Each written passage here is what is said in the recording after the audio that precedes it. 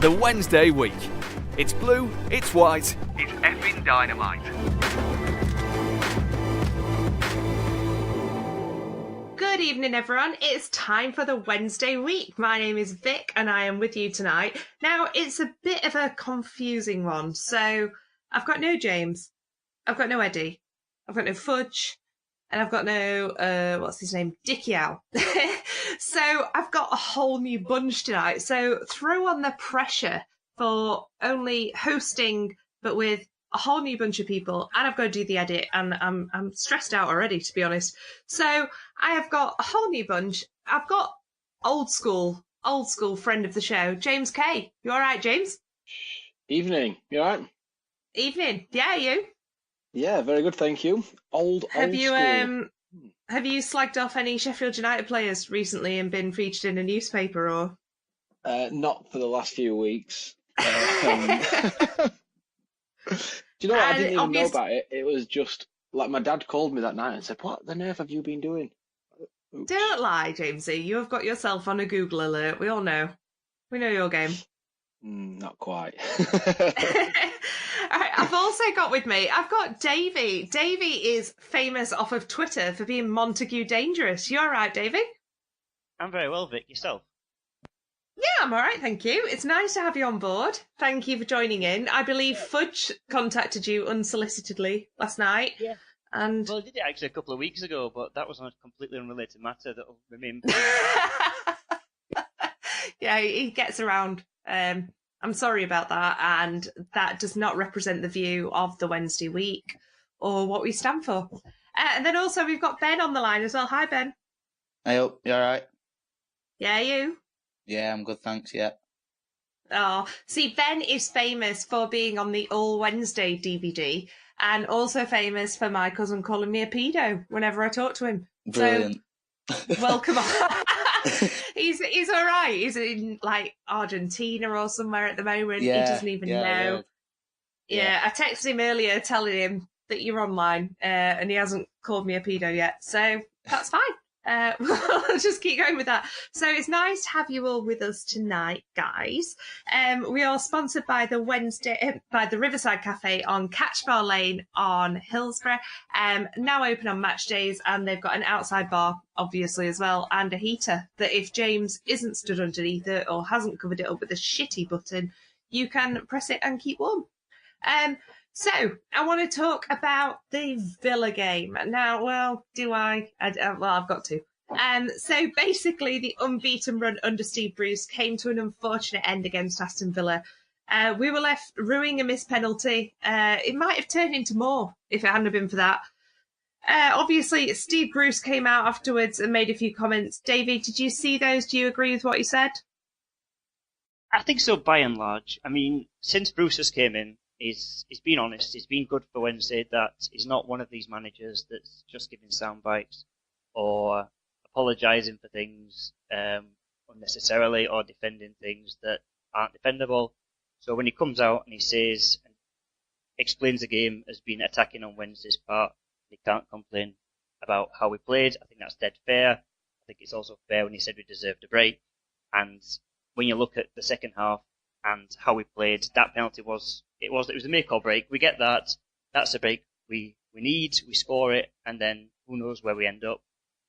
It goes against you, and all that attacking play, it gets in your brain. Maybe you're thinking it's not our day, and we end up with keeping on going, 90 plus minutes, and yeah, it ends up with Villa stealing a win at the end. But nothing ventured, nothing gained. So Bruce, spot on. On another day, we win. This time, it didn't fall for us. Yeah, he basically said, so the way that we played, he couldn't have asked for any more. I would agree with that. I don't know about you guys. I would say that I think we gave absolutely everything to that. Like you said, the penalty was a huge loss, a huge miss for us. But other than that, there wasn't a lot to moan about, was there? Which I still find uncomfortable, like 3 months into Bruce's reign, that I can't really moan. And I feel like I've got so used to that over the last 12 months under Dross that I kind of feel like I should be ready to moan. Obviously, it was good to see Hooper on the score sheet. within 6 minutes, Jamesy. What did you think to that? Are you pleased with that? Yeah, it's always nice to see him pull back on his shirt, isn't it? And obviously the fans love him. And what better way to repay their kind of support by sticking one in the net after just 6 minutes? But I thought his all-round gameplay against Villa was good. Obviously, Yeah, definitely. At times the quality into him hasn't been fantastic, and I do think sometimes him and Fletcher up top are very similar. But to say that, I thought they worked well. He got his goal, and I would have liked to have seen him take the penalty. It's all good and well saying it in hindsight, but I do think a goal under his belt in front of the Kop, I think it would have been nice for him to stick one in, and then who knows. I mean, one of the things that Steve Bruce has said is about the fact that we've got so many strikers. So obviously there's 6 strikers, 7 if you include what's his face, Jordan Rhodes. Who do you think would be your top 2? I mean, I've been quite vocal on the podcast in the past that I'm a Hooper and Fletcher girl through and through. Who would you choose as your top 2? Going through you guys, Jamesy. Sorry, James. You know what? I shouldn't call you Jamesy. We're on air. I've known you 15 years. James. It's all right. Don't worry. I still believe Jordan Rhodes has got a part to play in this. Okay. I'd He's not like to see done him bad given at Norwich, has he? He's not had a poor showing. He's not had as many minutes as maybe he'd like, but I think he seems to have found that love again. He seems Still got at the about interviews I've 10 seen goals him in, or something. Yeah, he seems to be excited to be playing, and I think I think Steve Bruce is the man to put his arm around him and whisper in his ear every now and then. Yeah, I think you're fantastic. It'll come, and not come on for 18 minutes, don't score, back on the bench for a month. Yeah. So I still think he's got a part to play in this next season. Gary Hooper, you can't take his quality away from him. In the box, you always fancy him to score. Mm-hmm. So it's a tough one. Will they get a new contract? If you had to drop 2, out of the 7, who would you drop? Zhao and Nguyen. Fair enough, Ben. Same Without to you. doubt. Fletcher Hooper for me. Fletcher all season, even while Hooper hasn't been there, Fletcher's been consistently class. Obviously, that was sort of the pair that took us into the playoffs second time around, that sort of tore Newcastle apart, didn't it? Hillsborough, Derby, just to pick a couple out. So I'd stick with them two. Jordan Rhodes, if there is anybody that's going to get out of him, it is going to be Steve. Steve Bruce is probably not going to be anyone better to get something out of him. Whether he can come back and do something, I don't know. He just never really give us anything, I didn't think. So I'd say he could be for me, the 2 strikers that I think will stay are Fletcher and Hooper. And then other than that, I don't think Winnell will be staying. I don't think Steve Bruce fancies him at all. Forestieri, similar, really. The fact that, so even when Adam Reach were injured against Leeds, the fact that he brought Matias on rather than Forestieri, that, like, I don't know, he just don't seem to fancy Forestieri either as much as even Matias. And Niu, last couple of seasons, he's done a bit like what JJ did about 10 years ago, started playing after Christmas and ain't himself a new contract. But this season, he hasn't really done it. He just hasn't, has he, really? But, He hasn't, no. So I can't see him staying another season. But yeah, for now and probably for next season, Fletcher Hooper. Davey, over to you. Sorry, nothing new here. I'm going Fletcher and Hooper as well. I think, for me, the only thing that's factoring into it is if we're talking about from this point of the season to the end, if we've got designs on Hooper being here next season, then I'm all for as many opportunities as the bodies can take for Hooper and Fletcher to keep working at that partnership, see if we can get back to where it was. If Hooper isn't in Wednesday's plans, if Wednesday aren't in Hooper's plans, then perhaps look at other variants. But in a perfect world, what we've got out of those 7 guys, it's Hooper and Fletcher all day for me. As for going, I'm with the guys as well, and probably yourself. Nuyu, for all the great work he did 12 months ago, it's all kind of come undone. Maybe it's lack of opportunity, but if he's most akin to Fletcher in that team, you're not dropping Stephen Fletcher for Ati Nuyu. Other than that, again, it looks like Bruce is not fancying Winnell at all. He hasn't had a fair crack of the whip, but it probably might be best for all parties to go separate ways. I think it might come down to who is interested in our players. That might force Wednesday's hand, and if a club takes a fancy for a player, we might just agree that if the figures work out, and then plan thereafter, sort of react to it. Yeah, I would agree with that 100%. And I think, obviously, Ben, not talking for you because you are far too young to remember, but speaking to James and Davey, I think that Hooper and Fletcher for me are a really old school striking partnership. Like, they're almost like your Cole and York. They feed off each other. They both styles of play absolutely fit each other 100%. And I think we've not had that for so long now. For me, I think it's quite obvious I would have waved Jordan Rhodes off a long time ago. I'd have carried him to Norwich if needs be. Just the minute he didn't take that penalty. I don't like to harp on about it, Jordan, but you absolutely shafted us that day. Other than that, yeah, I would agree that Ati Nuyu is probably one of our highest earners and probably not earning his cash. Same for Forestieri. I don't think we would get the money that we would have expected we were going to get for Forestieri, which I think is a real shame now. But I think, injury has blighted him, and none of them really, but Forestieri more than others hasn't been the same since the Wembley game, to be fair. So anyway, we'll move on. Obviously, Iorfa took a bit of a knock during the Villa game, Ben. Is that a huge loss for us for the rest of the season? Maybe not for the rest of the season, because there were the chance that he could have even played against Leeds, so he could be back tomorrow. Whether he's not, I don't know. But it's probably not such a bad loss at right back, because Liam Palmer just slots back in there. It probably shows more of his weaknesses at left back for me,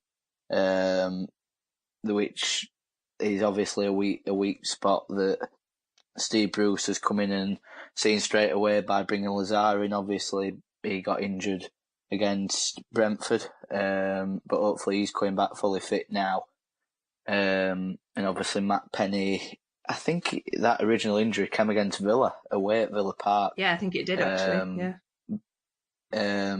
But played on for a couple more weeks, but obviously he's been out for a few months, but hopefully he's coming back probably for next season, with what Steve Bruce said today.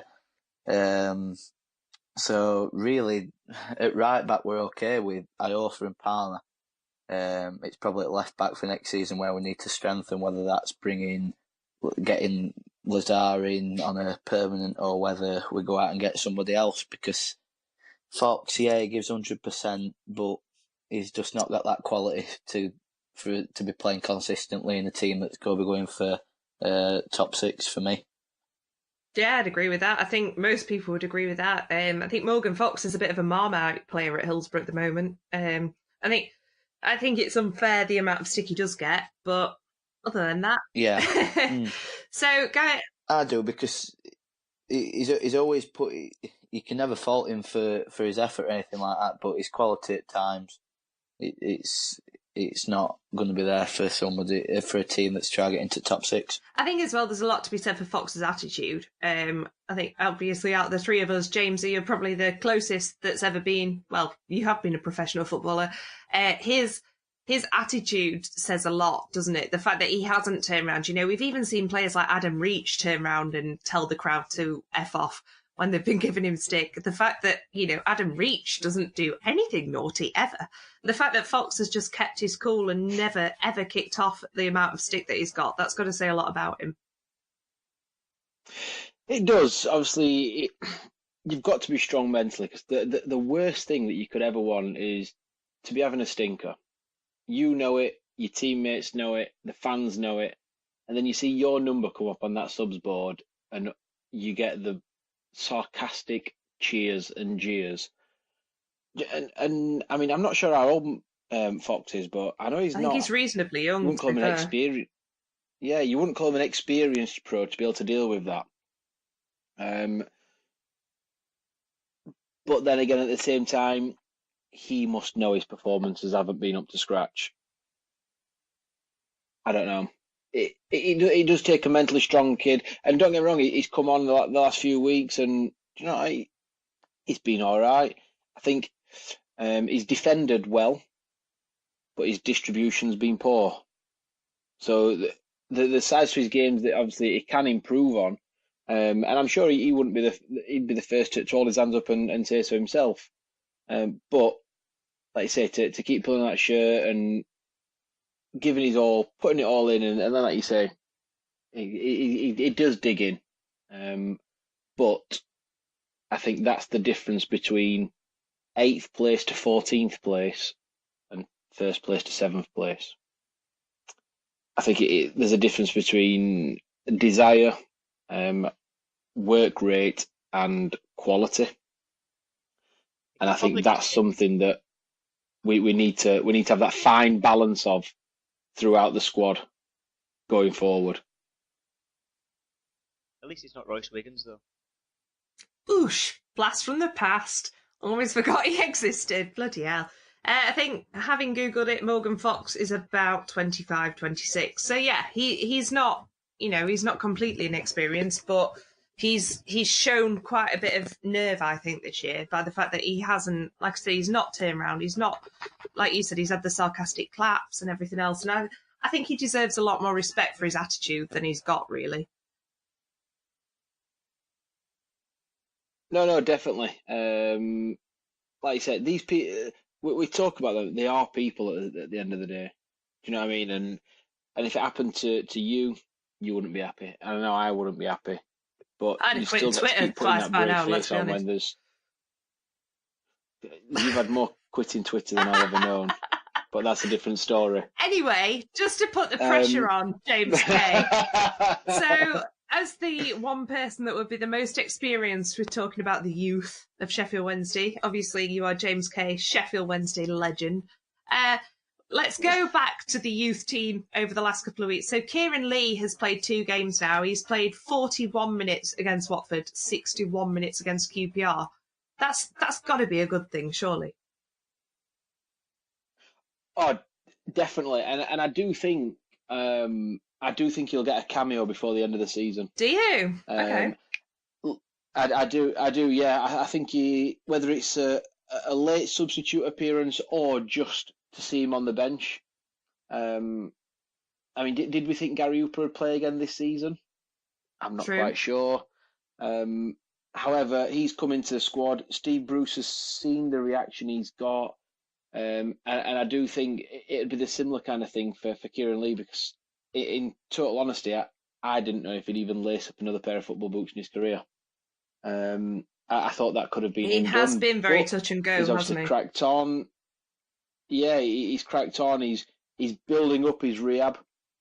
So it would be fantastic to see him, whether it's even if it's just the last game of the season, just to come out. And I mean, the fans have stuck by Kieran Lee. Don't know, players have injuries, and it's hard when you're injured for such a long period of time to kind of stay in the fans' thoughts in a positive way, rather than just that guy who's always on the injury bed picking up his wages. But he's stayed in the fans' thoughts, and I do think it'd be nice for him and the fans just for him to get a little 10-15 minute run out anytime before the end of the season, and I do expect that. I must admit, I was quite surprised, really. I'd never really clicked how old Kieran Lee was. And like you said, looking at his age now, it could have quite easily been the last time he put on a football boot, couldn't it? Because he's pushing 31. He's, as we know, that's ancient. He was born the same year as me. So, he is coming to the end of his career anyway, as far as football goes, really, for an attacking midfielder at this level. Like you said, that could have quite easily been the end, couldn't it? Definitely. And like bodies don't mend as they do They when definitely they're 17, 18 year old. They don't mend as quick and they don't mend as well. However, that's testament to Kieran Lee and the work that obviously he's put in behind the scenes to get himself fit again, to kind of stay under the radar. You have never heard anything like Kieran Lee will be fit in 4 weeks. Kieran Lee will be fit in 5 weeks. He'll be training with the first team. He's kind of kept himself on the lowdown, and I think this little bit of good news, that obviously he's played 40 minutes, 60 minutes. I think it's a real positive, and I think it's really just summing up what Steve Bruce is trying to do. Whether he would have had that enthusiasm to get himself fit and want to get on the pitch for the last 20 minutes before the end of the season if the previous regime were still in charge. God, you want to be as far away as possible, wouldn't you? Personally, I don't think he would. But I think in the last 12 weeks, he must have noticed a difference around the place. The mentality, just how everything feels around the club at the minute. And he wants to be a part of that again. As, obviously, did Gary Hooper.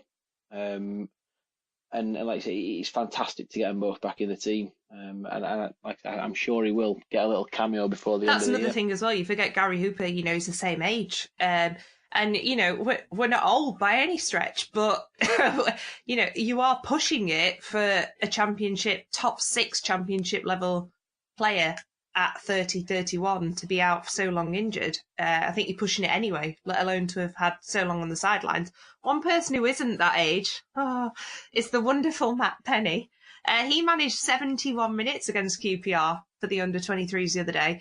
That has also got to be a huge, huge bonus for Steve Bruce, who loves a young defender. He loves bringing somebody through who's going to make a name for himself. Matt Penny, we all said it at the beginning of this season. We said he could be something. He could be a big name player. And he seems to have kept his head down. You don't read stories about him. You don't really read any sort of rumours about him. He seems to have kept himself to himself and just got his head down and cracked on, really, doesn't he?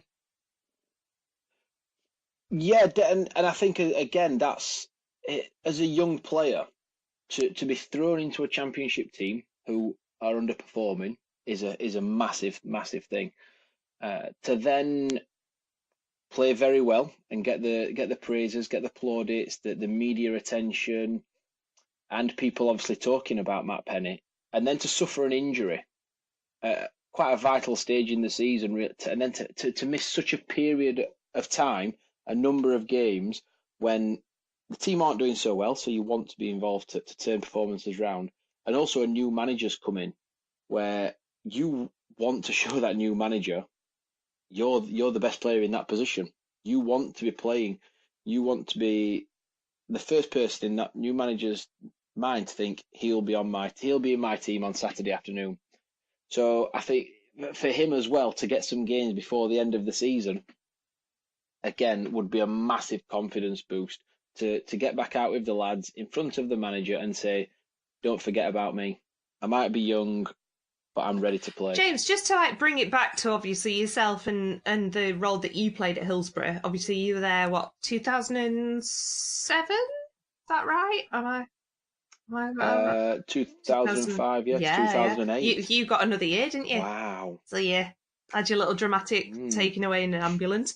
So how much does it differ now, do you reckon, to be a youth player who might be on the verge of the first team? Because obviously, I knew you then, and you guys, there were a couple of you that got close. So there was Liam Palmer, there was Tom Spur, there was Mark Beavers. There were never really that many more of you that got closer, were there, at the time? So do you think there's more of a bridge now between the youths team and the first team, or because obviously the academy sort of thing has been taken away in a way? You don't really have an academy side anymore. You have your under 18s, you have your under 23s, where Gary Hooper at 31 might play. Do you think it's a bit closer now? Do you think there's more effort put into the youth team now, whereas before you guys, there might have just been the one-off that was going to make a bit of money for the club and that was the focus, rather than actually bringing somebody through? No, I do. However, on the flip side of it, I do think there's more pressure from fans for these young kids to come into the team and do well.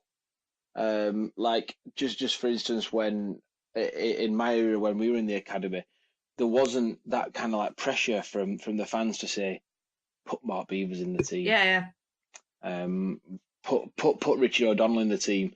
Whereas last season, George Hurst must play. Yeah. Pick George Hurst. So and we're getting it. I've heard a few little whispers now about the young Bulgarian lad who's in the under-19s, under-23s. Give him a chance. It's the end of the season. There's nothing to play for. There's such a vast gap between kids football and championship football. So I think what we are doing is slowly integrating them into the team. I think Jordan Thornley's come in and has been a shining light. I think he's been absolutely fantastic. And to do that, and to come in at his age and then be back out of the team, and I've got no doubt whatsoever he will go back into the team. This is where I think that the fans' mentality has changed, obviously, in the last 10 years. You find it's nearly 15, there was no yeah, I'm trying to be nice. But there was no kind of like pressure from the fans because there probably wasn't as much attention on the I must admit, I don't think, had I have not, obviously I went out with your mate for a long time, but had I have not known you guys, I don't think I'd have particularly known the names as such, whereas now, like you said, there's more of the internet around, there's more social media, the people are talking more about youth games.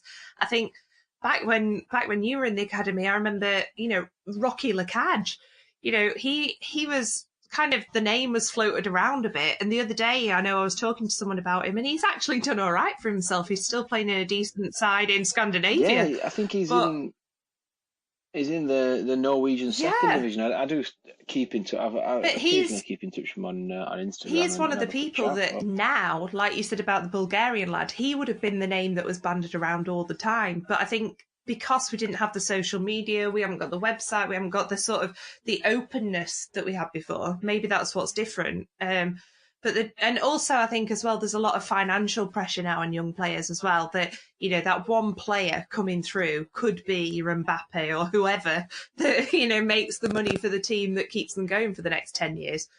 So it has probably changed in that respect. I'll imagine. Oh, definitely, and you've only got to look at the likes of Jack Stobbs. He seems to have been at that club. He's like the new Luke Bowden. Yeah, I mean, I'm sure he's only 22. Yeah. So realistically, he's still a young lad, and probably still got something to offer the team.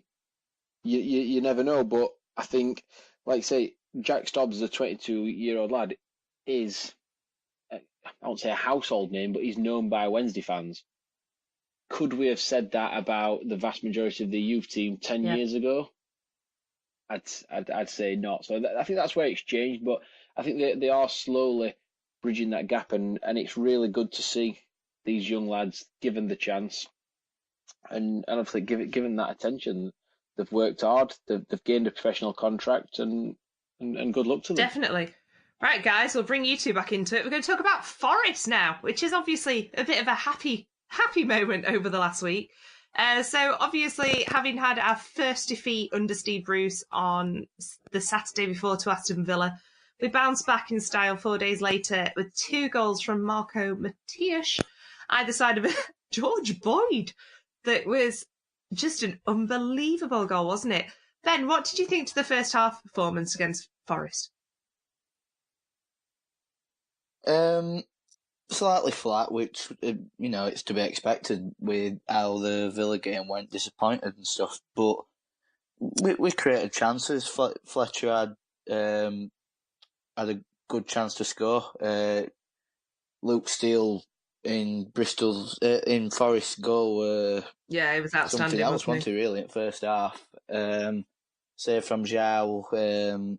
Save that shot from Matias that was slightly deflected. That's what got to be like the save of the season or something like that. So that were a great save. But yeah, we were all right. Nothing spectacular then, but I don't think we have been anything spectacular under Bruce, except probably the second half against Villa. It's just been steady. It's been consistent, solid, hasn't it? That's the thing. Yeah, it's not been anything like outstanding or out of ordinary, but it's like I say, it's just been solid. Westwood again pulled off another, if I remember, a couple of good saves in first half. One from Joe Lolly, I think. Yeah, good. And obviously, then we kicked on it second half. To get a win. Obviously, we came out a changed team in the second half, didn't we, James? So it was almost like, who the hell are you, Mr. Boyd? James. Sorry. It was. I think, and that's the thing. I think Steve Bruce he's got that ability to bring out the best in players. George Boyd, another one who's come under great amount of stick in the last weeks, months, season for underperforming. However, Steve Bruce gone in at half time, had a chat, put his arm around them, told them what he expects, and there it is. I think it's just trying to put that together now for one 90-minute performance. I think coming up towards the end of the season, we are going to see that somewhere, whether that's Friday, whether that's Monday, or it could even be the last game of the season. I think they are buying into the way he wants to play. They want to impress the manager, and you could definitely see that in that second half performance. Definitely. Davey, obviously, we got a Matias double and a goal for George Boyd, who has taken, oh my God, so much stick over the last year, hasn't he? But they both seem to shine on the Forest game. What did you think to Matias's performance, first of all?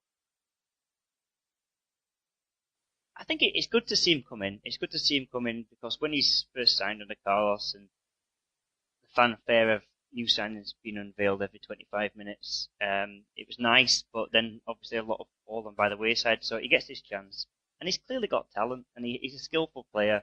It's just painfully inconsistent. So when he gets his chance, and as Ben was saying, the first half's not great. Second half starts and only just starts, and it's one of those brave efforts. He's had a go.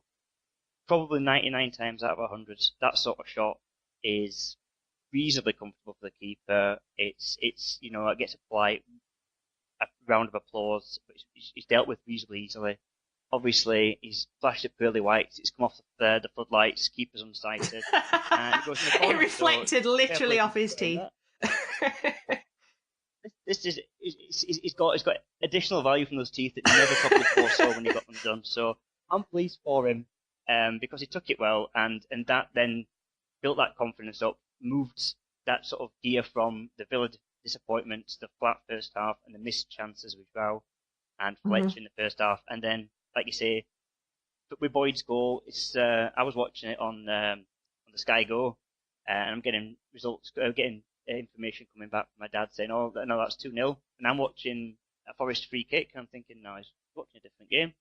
And then it's a breakaway attack. Westwood's got it. He's moved it forward quickly. It's then flicked in, and you don't expect anybody on a breakaway attack with Wednesday for George Boyd to be involved in anything to do with breakaway biscuits. But he's got it out wide, and he's potted forward. I can't say burst forward because I'd be lying. But he took it early, and I think that's what's caught the keeper out. But if you're taking it early, it's got to be accurate, and it's a hell of a goal. Somebody else, Reach scores that. We're talking about it being a great goal. We've said it before. It's one of those goals. You're half laughing. If Wayne Rooney scored it, it'd be the advert for Sky Sports for the year, wasn't it? It's one of those sort of goals that you would just see over and over if it was a big name player. But yeah, I 100% agree with you. My only bugbear with that game is that I had a car accident the weekend before. And I had the stiffest back, like I could not move. So I went home at half time. Absolutely fucking brilliant. So that also saw 200 appearances for Tom Lees. Now, I have been quite vocal on this podcast in the past, guys, that I am not I'm not 100% a Tom Lees fan. However, I can give him his dues where I think his dues are deserved, where I personally, I don't know what you guys think, but I think had we have not had Michael Hector for the time that we've had him, I think we might have still been in a much worse position, even with a manager like Steve Bruce, who's obviously a defensive coach. He knows exactly what to do as a centre-half, especially. Would you keep him at the end of this season, or would you take a gamble and take some money for him if you could? I'll just go quickly, yes or no. James? Ben? Yes. Oh, Davey? Yes. Full house, yeah. Right, well, sod you all. This podcast is sponsored by the Riverside Cafe, now open on match days downstairs on Catch Bar Lane. You can catch us there. We're all outside normally, and they sell a really good range of real ales and normal lager. So we're going to move on to the Dirty Leeds game. We kept our promotion rivals and hopefuls at bay for most of this game. But in fairness, I think it was a pretty even game, as much as it pains me to say it. If ever there was a game to lose to Dirty Leeds, it was probably going to be this one, wasn't it? Davey, are our playoff hopes over now? Yep. Brilliant. Sorry. It's as honest as that. I know. I'd love to be able to say otherwise, and there's always that part of you that's thinking with your heart, but when you go with the head, you look at what we needed to do when we scaled it back 2 and 3 games and said, well, if we got this, but with what we have in front of us, with the only possible target, that 6th and final place, and just browsing briefly at the likes of Bristol City's run-in, Middlesbrough's, Frank Lampard's Derby County, I don't see any of those, all of those, doing enough and sort of negatively, and us doing enough positively. We've got so much we can take from this second half of the season that we can say, well, look, that's so much to build on. There's going to be a rebuild job in the summer, but playoffs this year, nah, not for me. I think as well, there's been an argument that people have said, yeah, but look at the run-in we've got, with Villa, then with like Leeds, then whoever, and it's like, but do you know what? If we'd have got Fleetwood Town at home, we'd have all said, yeah, but it was always going to be an easy game. We're always going to blow it. There was no easy end to this season, was there? Like you said, I think the fact that we could have quite easily been in a relegation battle right now had it not been for a change in December. I think that says a lot about, where the club has come from. Obviously, the standout performance of the day at Leeds away was Kieran Westwood. Even Sky Sports praised him, and that is quite something to have praise from Sky Sports. Ben, what did you think to his performance?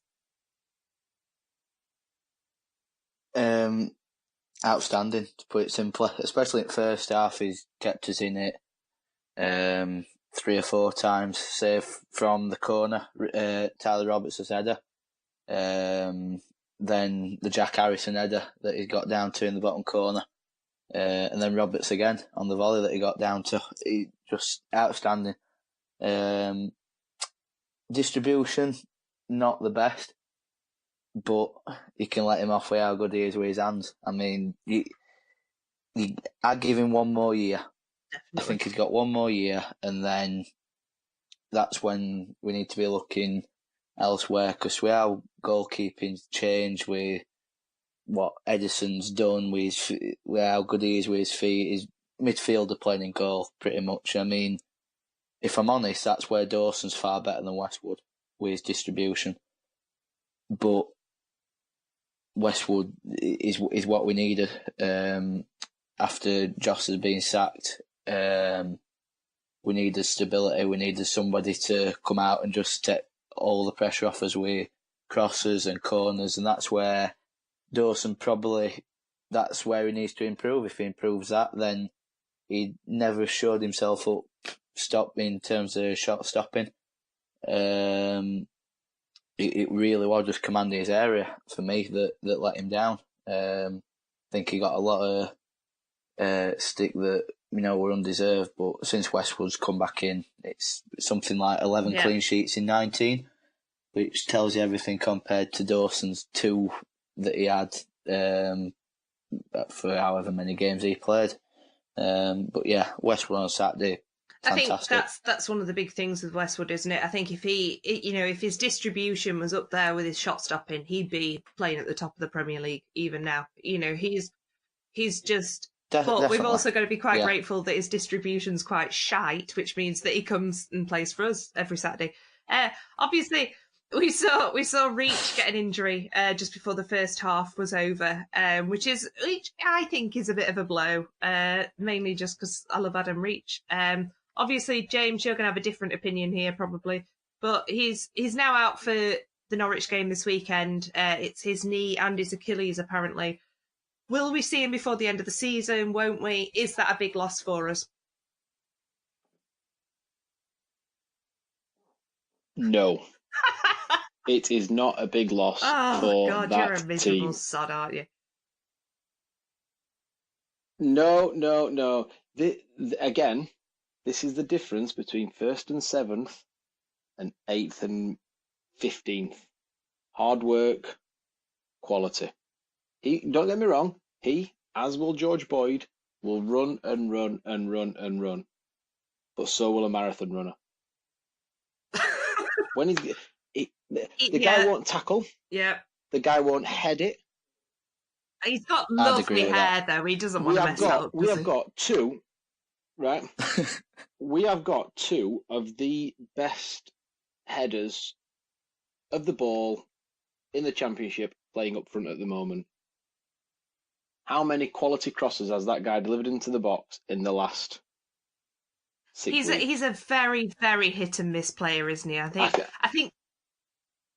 I don't think it'll be many. And the other thing is, big games require big players. Big players. Sam Hutchinson stepped up against Leeds United.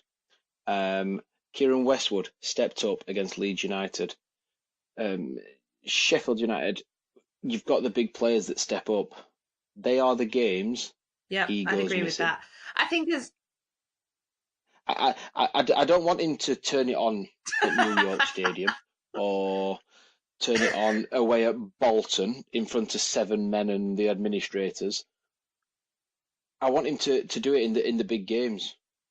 Yeah, all right. I take my off. He scored a couple of wonder goals. West Brom, Leeds. Yeah. But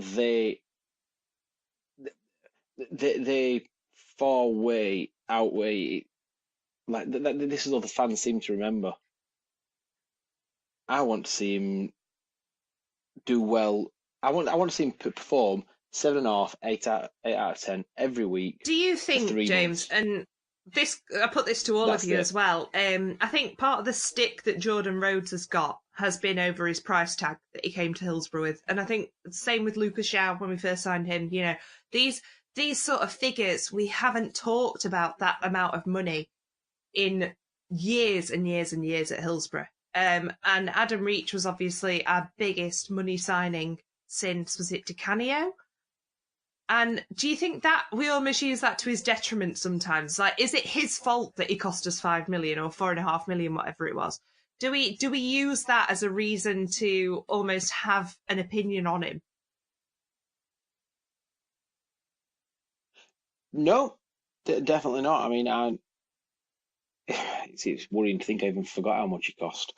The price tag does come with some players. Like you say, Jordan Rhodes, he's suffered because of the price tag that was attached to his name. I don't think that the price tag for him will have affected him because on a day-to-day basis, although his price tag in terms of transfer fee was up there, he won't be the highest paid player at that club. I think there's still a good half a dozen players at that club who earn more on a weekly basis than him, who are probably easier to be shot at. I'd agree. Like James said, a lot of us will even forgot that we paid 5 or 6 million for him. We're not really focused on that since he's been here because he's played that many games that he's hardly missed any. I think since he actually signed, he's been consistently playing, whether it be at left back when he first sort of signed, and then when he did eventually get out onto wing last season, he did well, and that contributed really last season to Hooper's goals at the start of the season. The crosses he were putting in at the start of last season, that's when Hooper went on, what were it, like 10 games where he scored. And a lot of that came from Adam Reach's works. But this season, I'd agree that he has gone off boil a little bit, and I think some part of that is that he seems scared to put a tackle in, which, playing for a Yorkshire club, playing for Sheffield Wednesday, you've got to be willing to put a tackle in. And he just sometimes he does just shy out of it, and that's where someone like Fox probably, I'm not saying excel, but he gets himself some credit because he'd never nesh any tackle, whereas Adam Reach, you see it once every couple of weeks, there will be a 50-50, and the likelihood is that he isn't going to win it.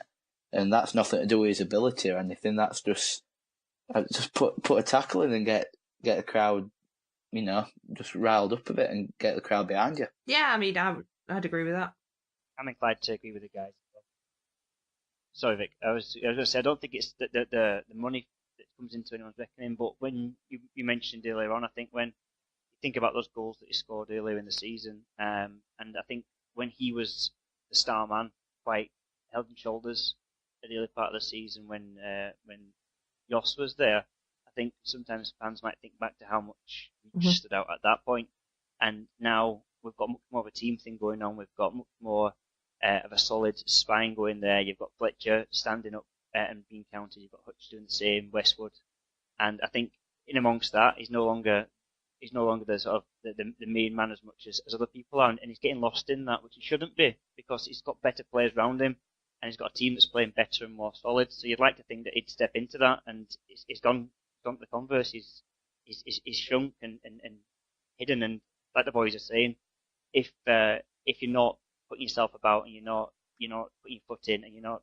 getting the crowd going for doing that, then you need to be making sure you're doing the chances that you're still scoring goals, you're creating chances, and if he's not creating those crosses for those centre forwards and he is shying out of things, then he's going to get lost, and you are going to judge him based on those cracking goals, albeit when he's playing shy. That is quite true. So moving on, folks, I'm just going to quickly mention, obviously there was the Wawa Fun Day at the weekend, so thousands of Wednesdayites flocked to Hillsborough. I heard mixed reviews on this. I don't want to go too far into it. I heard that there was a set of stocks and wet sponges, and there were quite a few crappy stalls. But all in all, I drove past, I was going to go meet a friend. I drove past and nearly ran over Sam Hutchinson. I saw George Boyd just hanging around. It seemed like the players were just around the ground, which seemed like quite a good thing. And obviously there was the rumour that came in. I don't know how true this is. It's not been confirmed from any side whatsoever. But there was someone called @Dadders on Twitter who tweeted saying, having learned that stall holders had barely taken any sales at the Family Fun Day, Chansiri told all the staff to refund their fees, and then he brought his family and guests around every stall and generously paid for something from every single one, which says a lot about Mr. Chansiri, I think we'll all admit. He's had his critics over the last year. I think he's stood and been counted for where he's needed to be, in the fact that I was there the night that people were screaming and shouting at him to sack Jos, and he did. He's put his money where his mouth is with a few things. Obviously, I wasn't there. I'm absolutely devastated I didn't get to play FIFA 19 against Joe Wildsmith. But, this is...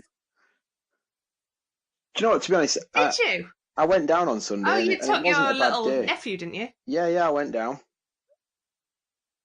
Yeah, I went down, and the thing is, there was a lot going off in the car park outside the club shop, in terms of like a few little games for the youngsters, like a table football that you got kind of strapped into, inflatable table football. Now, the stalls that obviously people are talking about were under the like under the cover where the players' entrance is. So they were kind of at the other end of the ground. So they were left to one side. So if people just went in from the Kop side, they wouldn't have even seen them. So possibly the positioning of those wasn't fantastic. However, on the whole, the ground was busy. There was hundreds upon hundreds of kids playing football on the pitch. You'd got Forestieri playing on there with the other senior professionals, mucking in, playing football with the kids, and then stopped to sign every autograph and have every single picture that any fan wanted. So on a whole, I thought it was a great day. People got to go on the pitch, have your photo in front of the Kop, in the net, you know what I mean, on Steve Bruce's chair in the dugouts. So for that, I think it was a really good interactive day to get the fans involved. And again, the little games outside the club shop, mainly for, I'd say, like your under 8s, 10-year-olds. But you've still got the players mucking in and enjoying it. I think for the three of us, like me, James and Davey, we probably don't remember any sort of interaction really officially with the club, aside from going to a game. Or I just know that my mum and dad used to go to like the FA Cup dues and bring home photos. I've got one photo of my mum holding hands with Andy Pearce. I'll never forgive her for it. Then when you were growing up, obviously you're a generation below us. Did you get that sort of interaction with the club? Did you have anything that kind of got you more involved? When I was younger, like I always used to go to the soccer camps that they did, in school holidays and stuff. At that time, it's changed now, just because like how things have developed. It were always at Middlewood Road, either outside the dome or actually in the dome. So for me, we were really around the players. I know that's changed now. They only do it, I think, at either Hillsborough College or Hillsborough Arena, I think. So in that respect, it was brilliant. Like as a 8-year-old to be looking across and see players just training down at Middlewood while you were just at soccer camp and stuff. And obviously they'd come over some days.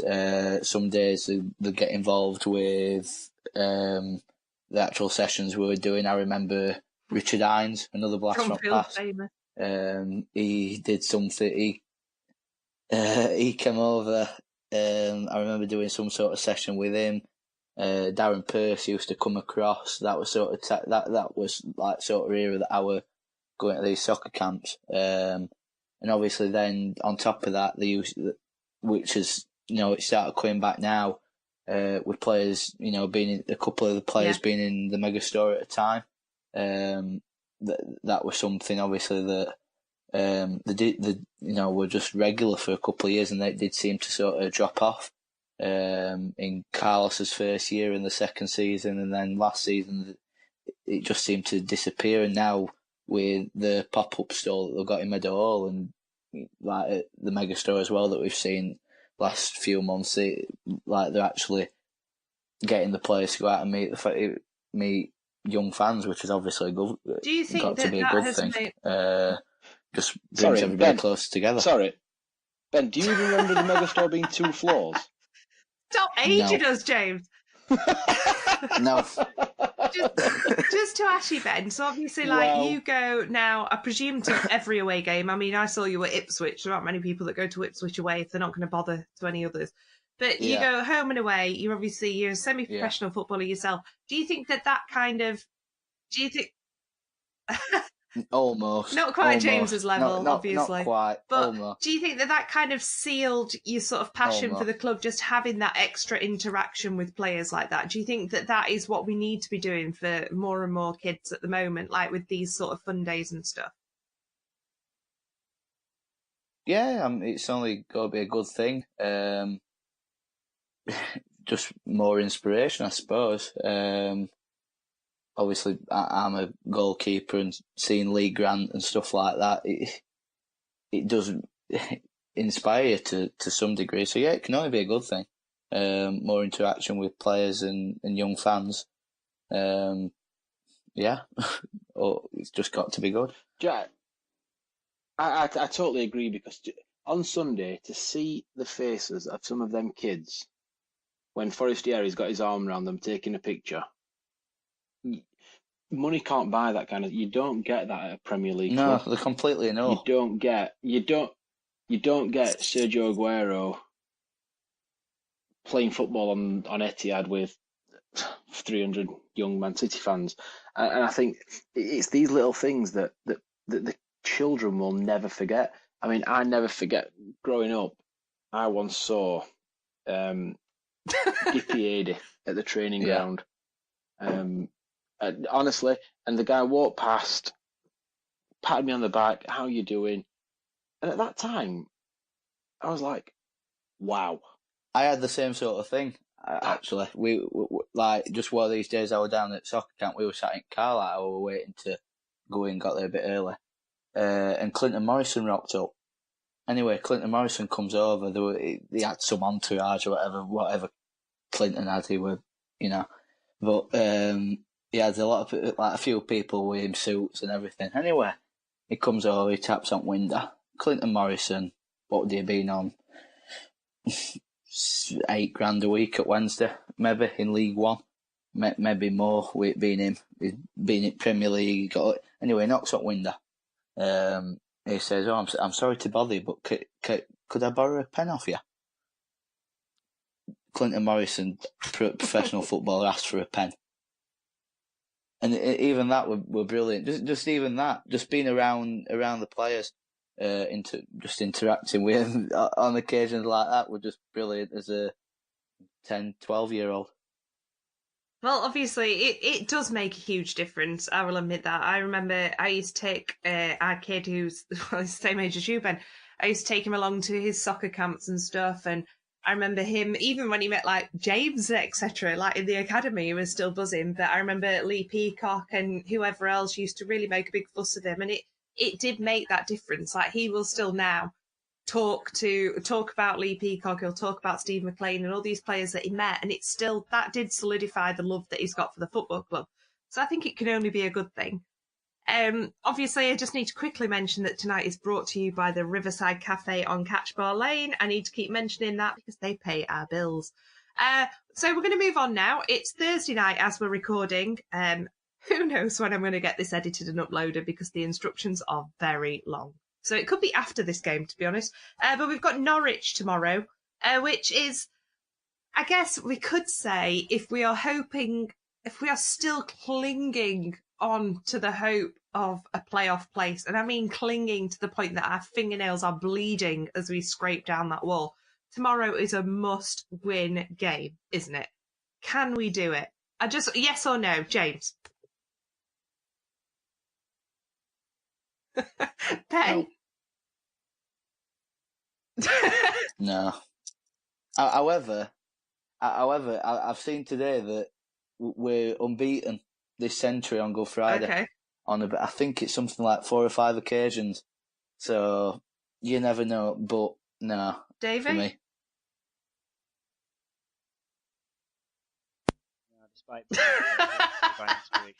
So obviously we're looking at the injuries. So we've got Lazar and Zhao back in the team. Obviously Reach and Aarons are now out. Ben, is that a huge loss to the team, or are we looking at something, do we have the people there to cover for that? I think Aarons has been a big miss since he's been injured. I mean, I know Boyd obviously come in and he's done all right. He's done all right, but Rolando, it was just that pace that we've wanted since Antonio and Alan left. That we've needed sort of 4 or 5 years, somebody that actually can get to the byline, rather than somebody like Reach and what other wingers it like Boyd, who've got to pass and pass and pass before they can get across, in somebody that can stand a man up and go past somebody and excite the crowd. So yeah, I think Aarons has been a big miss. Reach, it probably will be. Obviously, we're going to miss him because of how often he's been playing. But Matias has done all right under Steve Bruce. He's come in, he's doing all right. So yeah, there's replacements. Obviously, with Lazar coming back in, for me, I'm hoping for him to start. Obviously, probably instead of Fox. But we also, when he came on, I can't remember who we were against, but he did come on left wing. So whether that's something Steve Bruce sees in him, I know it were only sort of 5-10 minutes, but yeah, hopefully he'll come back in. Zhao, for me, I don't think he'll start. I'd start Fletcher Hooper unless unless Steve Bruce wants to rest Hooper, maybe if he wants him for Monday, or vice versa. Zhao might start on Monday if he's wanting to protect Hooper a bit for the rest of the season. But I'd still go with Hooper Fletcher up front. So Zhao on bench for me, and Lazar hopefully in starting 11. David, do you think this is going to be? Can you see us doing anything with this game? Can you see anything happening, or do you think we've just got to ride this out now until the end of the season? I think this game's going to be unless Norwich just don't turn up and start to bottle things, then I can't really see it. You look at their form this year; it's been ridiculous. They've had 2 draws, but it was in the last 2 games. But it was 8 wins in a row before that. I think they've lost once in 2019.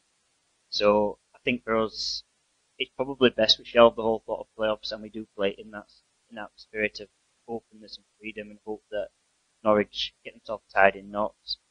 And that's the best hope for us. I think if we just treat it as our own thing and just go out there and express ourselves, it's going to be 2 different teams, I think, between Norwich and Bristol, because of how close they are together. Whether it's half of what you call the first team in one, half in the other, or it's just first team out for Norwich, see what happens, and then a total reshuffle for Bristol. But I think, like I said, the season's run its course, I think, for us, but it doesn't mean we can't learn some things about the squad. Yeah, I would agree with that. Obviously, then we move straight on to Bristol on the Monday.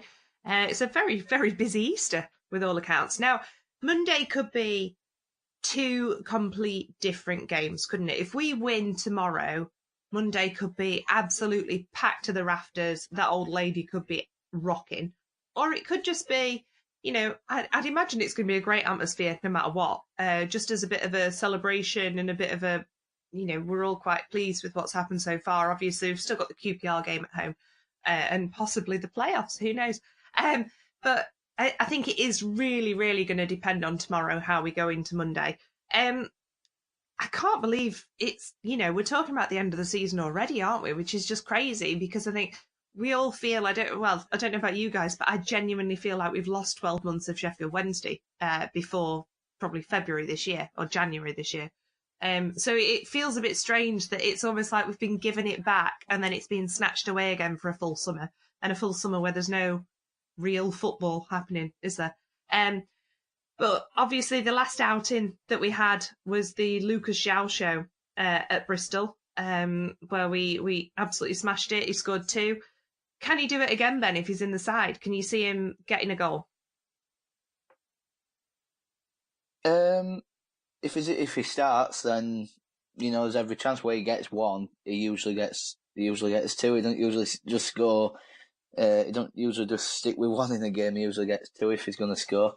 But for me, it's whether he starts or not. If he doesn't start, then he's likely only maybe to get half an hour tops. So yeah, there's every chance he can score, and if he starts, then it just depends whether he's on it or not, doesn't it, really, with Zhao.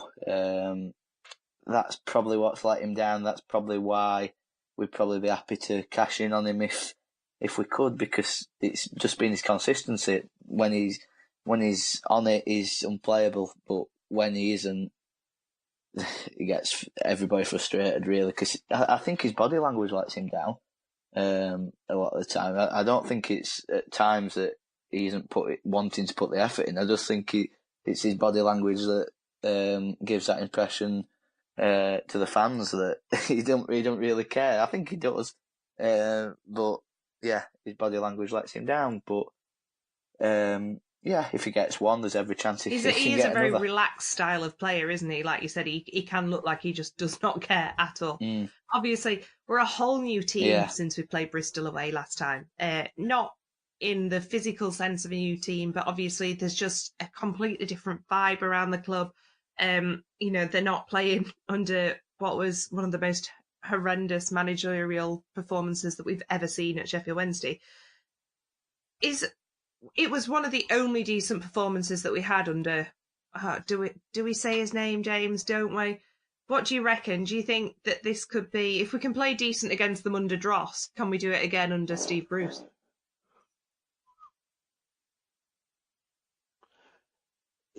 There's two ways to look at it. They can do, but then we've played poor against quite a lot of teams this season, whereas under Steve Bruce we've put in a different performance. Like, I could quite happily say the away performance at Bramall Lane was one of the most dreadful negative performances I've seen from Sheffield Wednesday in a long, long time. But then at Hillsborough, they wanted to go for it. Do you know what I mean? So although we're playing against the same team, I don't think it's going to have much. They're not going to think this is what we did last time against Bristol, because I think the entire mentality of the dressing room's changed.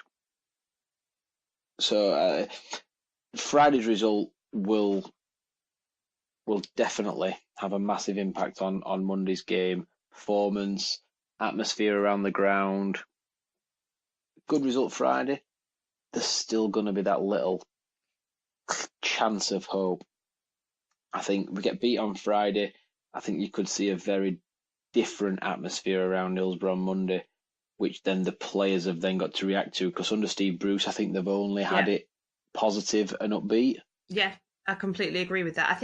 I do think as well, sometimes, we forget, not almost like how lucky we are, but, when we think back to this time in November, December, and we were staring relegation smack on in the face, and it's almost like that it didn't exist now. We're paying the price for it still, because I thoroughly believe, had we have got rid of Jos 2 months earlier, I think we'd have been challenging big time up at the top of the table. But then I want to go to you, Davey. So if we do lose to Norwich tomorrow, which, there's every chance we could, and I don't think any of us will be disappointed in any way, shape or form, the way that we've changed under Steve Bruce. Would you field a different side if you were Steve Bruce? Would you bring in players that, we've not really seen have a chance? So, you Thornleys, who else is there? There's been quite a few that we've just not seen, because he's not needed to play those sort of players at the moment. What's worked for him has worked for him. Would you bring in Dawson? Would you bring in Thornley? Would you mix it up a bit, basically?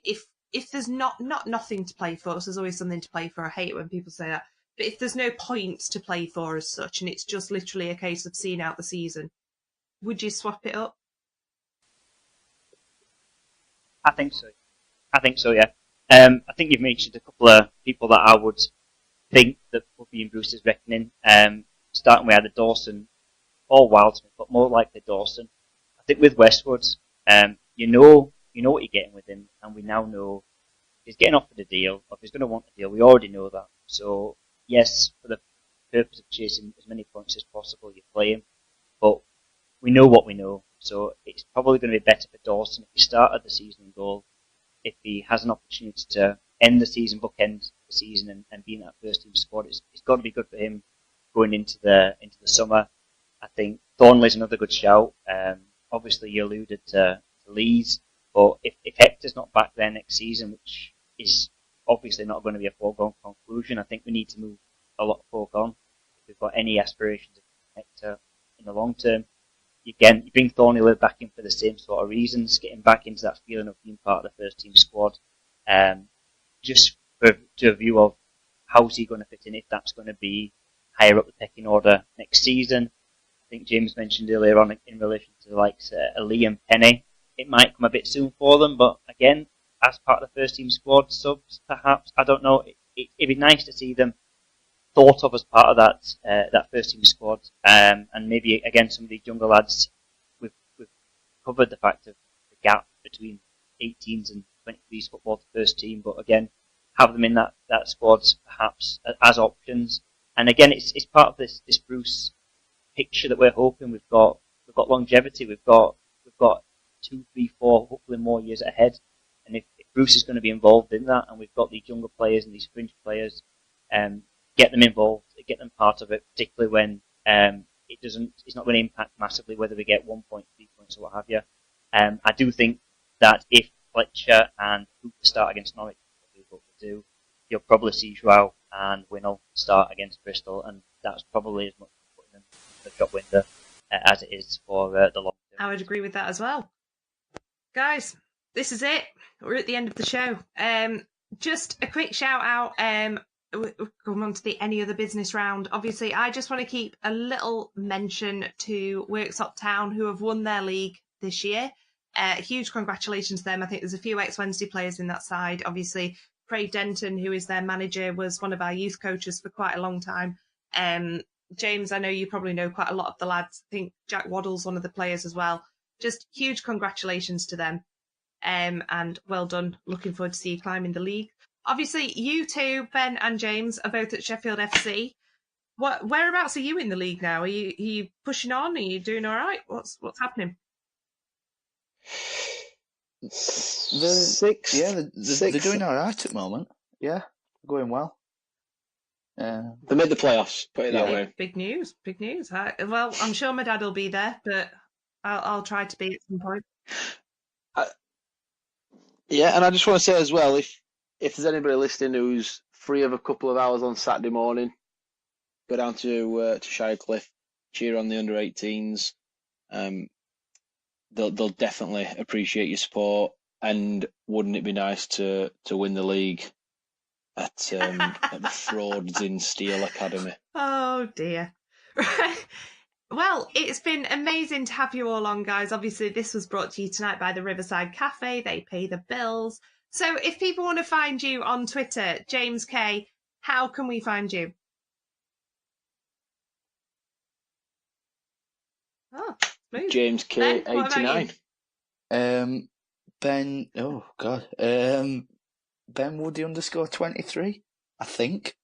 Or something along them lines on Twitter. Or you can just watch All Wednesday DVD, can't you? And just catch up with you on there. Yeah. And what about you, Davey? Yeah. How can we find you on Twitter? Yes, I'll be tweeting nonsense gifs related to Ultravox and Jimmy Nail. And obviously you can find me at Victoria1867, or you can follow the podcast, which is at TWWcast. Thank you for listening, and we will see you real soon. Keep up to date with the Wednesday Week on Twitter at TWWcast or on our website, thewednesdayweek.co.uk.